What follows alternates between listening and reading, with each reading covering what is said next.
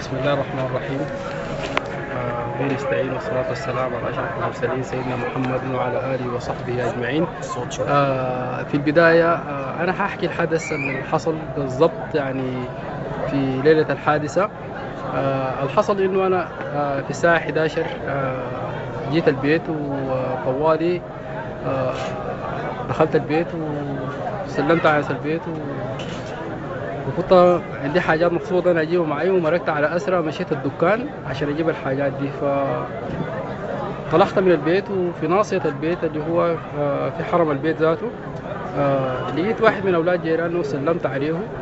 ففي اللحظة دي السلام كان عابر، يعني ما كان سلام بتاع وقفة ولا حاجة بتاعت انه بتخلي الواحد يجيب، لانه انا اصلا ما كنت عندي حاجة تخليني اجيب في الشارع لانه ما ماشي الدكان وجاي.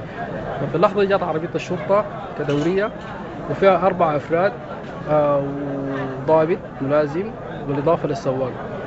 تمام. في اللحظة دي نزلوا 2 من أفراد الشرطة لابسين بالزي الرسمي، وطوالي نزلوا من العربية وتهجموا علي بسرعة وقبقبوني من هدومي، وطوالي بدوا علي بالمساءلة بأنه أنا سكران، يعني بدون أي يعني مقدمات لأي حاجة.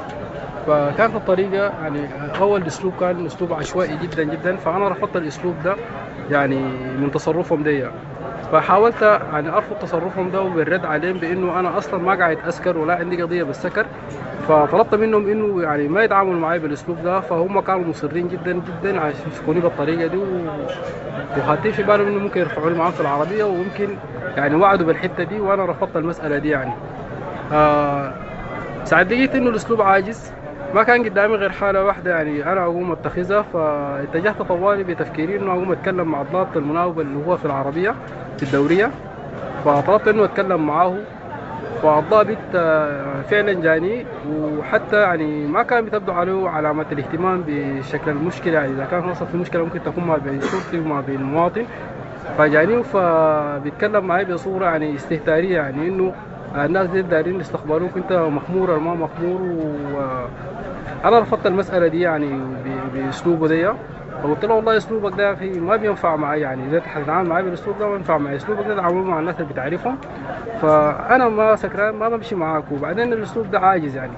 فقال لي ده اسلوبنا احنا بنتعامل بيه، وانا رفضت الكلام ده. حتى بدات يعني مقاومه بتاعت قوه انه عايزين يقوموا يرفعوني في العربيه بالاسلوب ده يعني.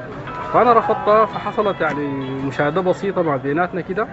على اسرع طلعوا الجيران وطلعوا ناس البيت، فما كان علي انه غير احتكم بحاجه واحده، انه انا احاول يعني افضي اللمه الموجوده دي عشان ما تحصل مشكله ما بين الشرطه وما بين الناس تتاذى والحاجه دي.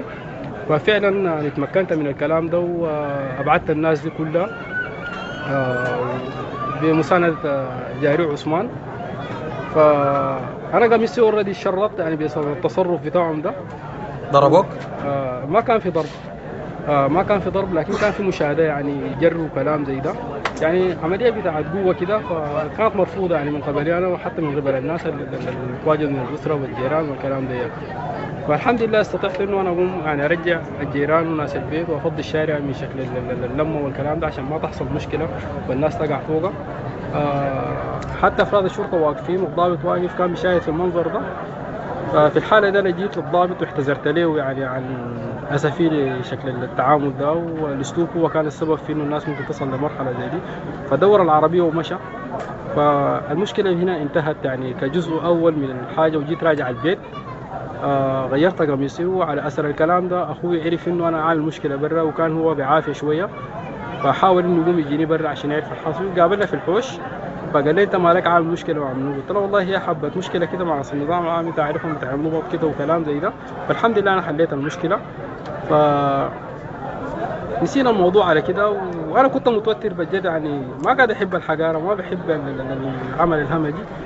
فمركت انا متوتر ومشيت الدكان اخذت لي سيجاره، حاسس انه انا اقعد مع نفسي شويه كده وما اتهور وما تبدا مني حاجات، ما يعني ما انا فاضي لمشاكل وكلام زي ده.